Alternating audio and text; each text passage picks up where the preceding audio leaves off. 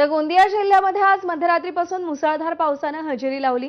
रात्रीपासून पावसाचा जोर सातत्याने कायम असल्याने सतत कोसळणाऱ्या या पावसामुळे अनेक सखल भागात पाणी साचलं असून ग्रामीण भागातल्या रस्त्यांना अक्षरशः नाल्यांचं स्वरूप आलंय। दुसरीकडे या मुसळधार पावसामुळे गोंदिया जिल्ह्यातल्या शेतकऱ्यांना मात्र मोठा दिलासा मिळालाय।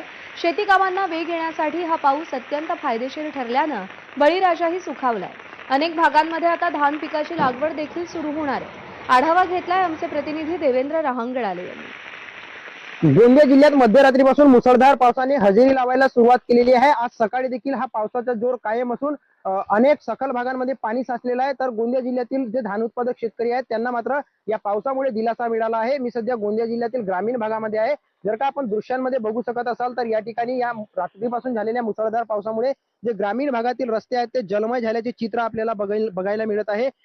जून महिन्यामध्ये गोंदिया जिल्ह्यात यावर्षी पाहिजे त्या प्रमाणात पाऊस पडला नाही आणि त्यामुळे गोंदिया जिल्ह्यातील जे शेतकरी आहेत ते मोठ्या संकटात सापडलेले होते। यावर्षी पाऊस येणार की नाही, पेरणी योग्य पाऊस झाला नाही तर दुष्काळ तर पडणार नाही अशी चिंता जी आहे ती शेतकऱ्यांना होती। मात्र काल सायंकाळपासून जो आहे तो गोंदिया जिल्ह्यामध्ये पावसाचं वातावरण निर्माण झालं होतं आणि मध्यरात्रीपासून मुसळधार पावसाला सुरुवात झालेली आहे। आणि या मुसळधार पावसामुळे अनेक सखल भागांमध्ये पाणी साचलेले असून जे ग्रामीण भागातील रस्ते आहेत त्यांना नाल्यांचे स्वरूप आलेले आहे।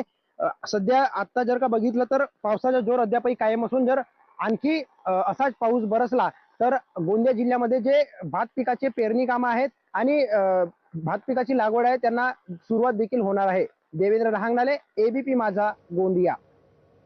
आणि यानंतरची बातमी बुलढाण्यातून आहे। बुलढाणा जिल्ह्यातल्या